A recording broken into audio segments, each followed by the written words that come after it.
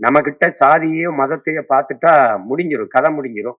அதனாலதான் நம்ம வந்து சொல்லிடுறோம், நீங்க சாதி பார்த்து போட்ட ஓட்டு எதையும் சாதிக்கல, அப்படி மதம் பார்த்து போட்ட ஓட்டு எதையும் மாத்தல, அதனால கொஞ்சம் மனச மாத்தி நல்ல மனுஷன் பார்த்து போடுங்க ஓட்ட, கொஞ்சம் மாத்துங்க நாட்ட அப்படின்னு நம்ம இந்த மாதிரி நிறைய பாடல்களை இட்டுக்கட்டி வச்சிருக்கோம்.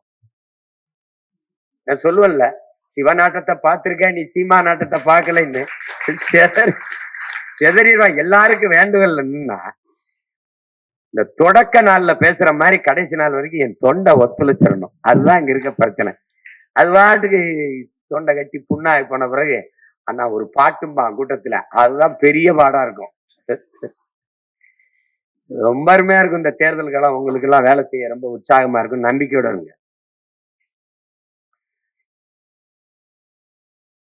10 லட்சம் கோடி கடனுல நாடு,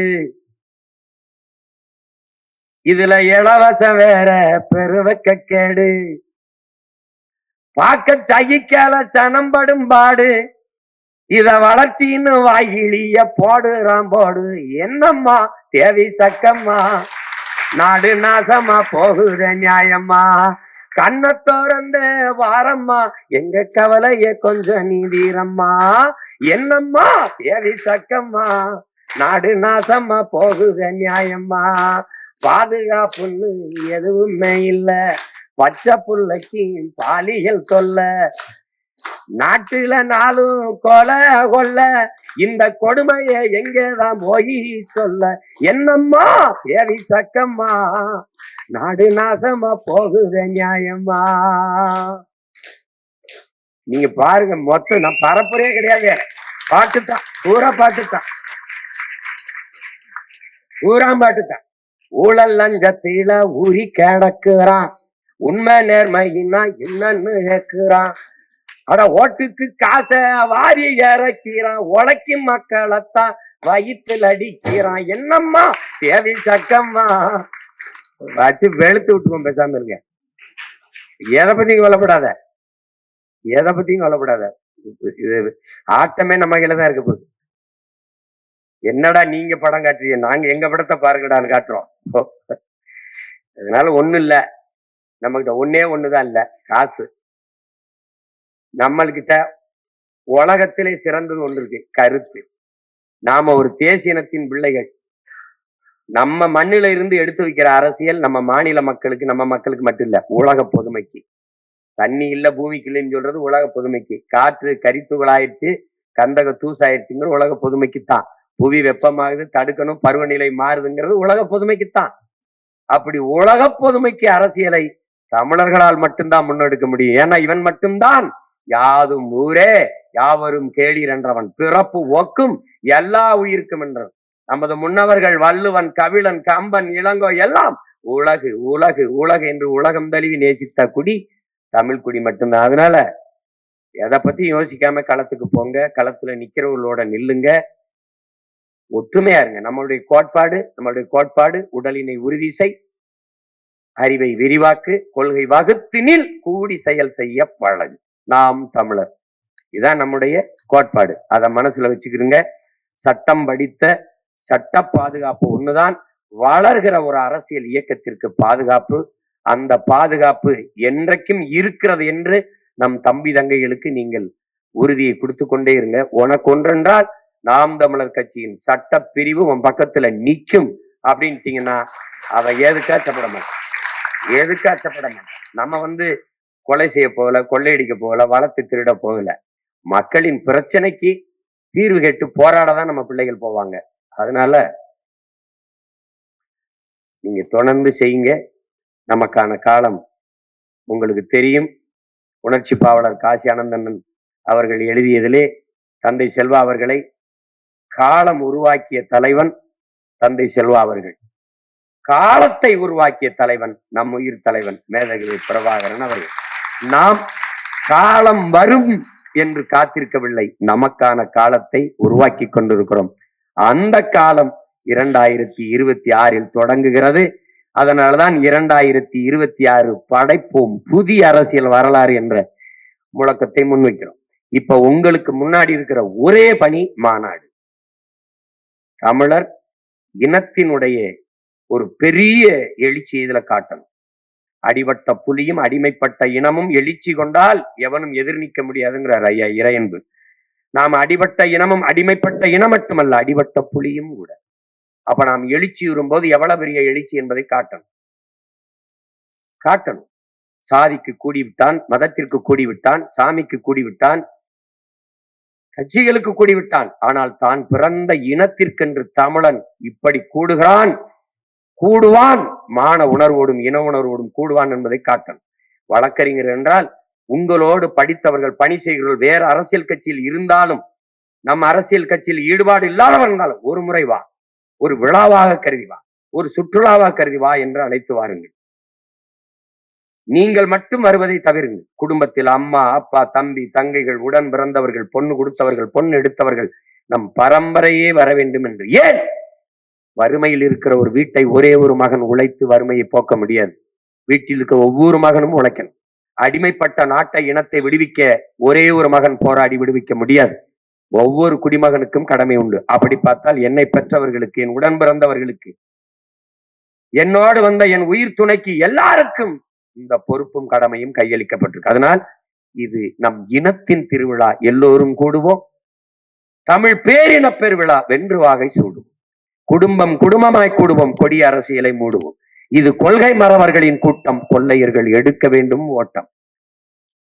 இதை முழக்கமாக முன்வைத்து திரட்டுங்க. பேரெழுச்சியாக 21 கூடுறோம்.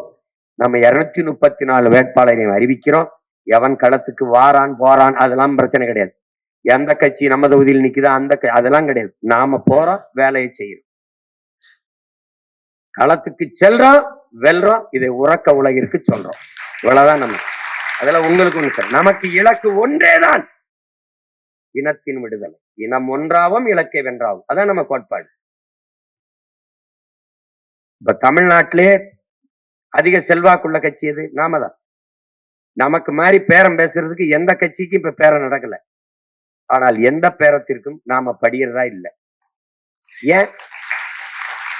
நீ கூட்டணி வச்சு அப்படி வந்துட்டா பயந்துரும்னா, 22 நாடை திரட்டி வரும்போது வெறும் 20,000 வீரர்களை வைத்து உலக போரை நடத்திய மாபெரும் வீரன் பிரபாகரனின் பிள்ளைகள் நீங்களும் நான். ஈழத்துல நடந்த போர் என்ன? சிங்களனுக்கும் தமிழனுக்குமான போர் இல்லை. அது உலகப் போர், 3ஆம் உலகப் போர். 22 நாடுகளின் துணை கொண்டுதான் இறுதி போரில் விடுதலை புலிகளை வென்றோம் என்று அந்த நாட்டின் ராணுவ அமைச்சர் கோத்தபாயும் அதிபர் ராஜபக்சேயும் சொன்னார்கள். என்றால் 22 நாடுகள் சேர்ந்து ஒரு தேசிய விடுதலைக்கு போராடிய ஒரு விடுதலை போராட்ட இயக்கத்தை வீழ்த்த போரிட்டார்கள். அதை எதிர்த்து விடுதலை புலிகள் போரிட்டார்கள் என்றால், மான தமிழ் மக்கள் போரிட்டார்கள் என்றால், அது தமிழ் தேசிய விடுதலை தாண்டி உலக போராக மாறிட்டது. அப்ப உலக போர் செய்த இனத்தின் பிள்ளைகள் நாம். எத்தனை கூட்டணி குட்டி வந்து என்ன? அதனால கூட்டத்துல நிக்கிறவனுக்கு துணிவோ வீரமோ தேவையில்லை. தனிச்சு நிக்கிறவனுக்கு தான் துணிவும் வீரமும் தேவை.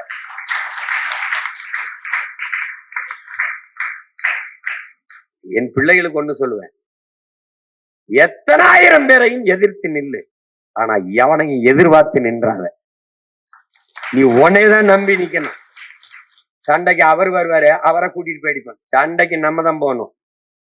ஏன்னா நீங்க போய் இறங்கி மேடையில இருந்து அவனை அடிக்க போறீங்க அப்படின்னா, என் பழக்கம் அப்படித்தான். ஆள் வச்சு அடிக்கிறது கிடையாது, நம்மளே அடிச்சிருவோம். ஏய் வாடா, நீ அண்ணன் பேசுறதானே பாக்குற, பேசுறதானே பாக்குற. எனக்கு பேசணும் 2 வருஷம் கழிச்சு அப்புறம் தான் பேச்சு வருது. இப்படி பேசணும்னு எந்த ஆசிரியர் எனக்கு ஆசிரியரும் எனக்கு கத்து கொடுக்கல.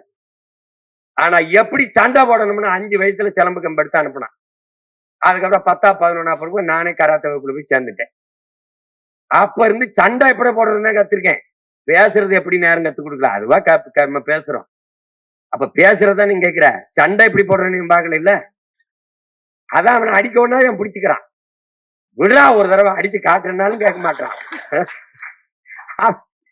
அனுமதிக்க கூடாது. இந்த மேடையில கல்லெடுத்து தெரிஞ்சவன அப்படி ஓடி போயிடுறது, சிலம்புறது. ஓட லட்சம் துப்பாக்கி ஊடகத்துக்கு போய் தலைவனை சந்திச்சு வந்த ஒருத்தனுக்கு இதெல்லாம் ஒரு பயம் அச்சுறுத்தி இதெல்லாம் ஒண்ணு வாட உலகத்துலதான் தயவு செய்து இன்னொரு வழக்கு போட்டு கொஞ்சம் உள்ள வைங்களே பாப்போம். இப்படி கெஞ்சின வேணா சொல்லு, ப்ளீஸ் அரெஸ்ட் மீ, யாரையாவது சொல்லு பாப்போம். அது செய்ய மாட்டேன். அன்னைக்கு நம்ம வந்து சின்ன மீன் குஞ்சா இருந்தா புடிச்சு விளையாடி பார்த்தோம். இன்னைக்கு எத்தனை வலை வீசினாலும் அறுக்கிற திமிங்கலம் ஆயிட்டம், பயந்துட்டாங்க. போட்டா உள்ள போய் நல்லா படிச்சு, இங்கே அழைப்பு தொல்லை இருக்கு, படிக்க நேரம்ல நல்லா தூங்கிட்டு நல்லா உடற்பயிற்சி செஞ்சு நல்லா படிச்சுட்டு மண்டை முழுக்க ஏத்திக்கிட்டு வந்து கொண்டே விடுவேன். கேள்வியா கேட்கிறானாங்க, அப்படி போட்டு கொண்டு வருவோம். அது தெரியும். அதுக்கப்புறம் அவனை உள்ள வச்சானாங்க, இவ்வளவு வழக்கறிஞர் படையும் மொத்தமா கோர்ட் வாசல் நீங்கன்னா கதை முடிஞ்சிடும். அதனால தைரியமா இருங்க, நமக்கு நம்பிக்கையோடு இருங்க, அதான் ரொம்ப முக்கியம். உங்களுக்கு அண்ணன் என்ன, நீங்க படிச்ச பிள்ளைகள், உங்களுக்கு அதிகம் சொல்ல வேண்டியதில்லை. உங்களுக்கு நம்ம என்ன நோக்கத்துக்கு பயணிக்கிறோம்னு தெரியும், உங்களுக்கு பாதை சரியா இருக்கு தெரியும், பயணம் தெளிவா இருக்கு தெரியும். கொஞ்சம் பயண தூரம் அதிகமா இருக்கு, அவ்வளவுதான். அது இவ்வளவு கடந்துட்டோம். நம்ம ஊர்ல சொல்ல கடலையே கடந்துட்டோம், கரைதானடா இருக்கு அப்படின்னு. இப்ப கடலே கடந்துட்டோம், கரைதான்.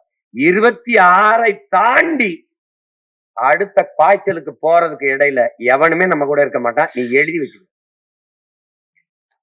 எவனும் இருக்க மாட்டான். அதனால நம்பிக்கையோட நாம தேர்வு செய்திருக்க வேட்பாளர்கள் எல்லாம் சும்மா கோடிட்ட இடத்தை நிரப்பல, ரொம்ப ஆய்வு செய்து, ரொம்ப உறுதித்தன்மையை பார்த்து, அவங்க கல்வி தகுதி பார்த்து, அவங்களுடைய அரசியல் புரிதலை பார்த்துதான் தேர்வு பண்ணியிருக்கு. அதிலே ரொம்ப நல்ல தகுதியான பிள்ளைகளுக்கு வாய்ப்பு கொடுக்க முடியாம போயிட்டு, ஒன்று வயது குறைவு, சில இந்த மாதிரியான சிக்கல்கள் வந்தது. அது எல்லாம் சரி பண்ணி அப்படிதான் பண்ணிருக்கு. ஒரு அரசியல் கட்சி சமூக நீதி அடிப்படையில் கட்சி கட்டமைப்பையும் சரி, வேட்பாளர் தேர்வையும் சரி சமூக நீதி அடிப்படையில் செஞ்சிருக்கு அப்படின்னா அது இந்திய துணைக்கண்டத்திலேயே நாம் தமிழர் கட்சியாக தான் இருக்கும்.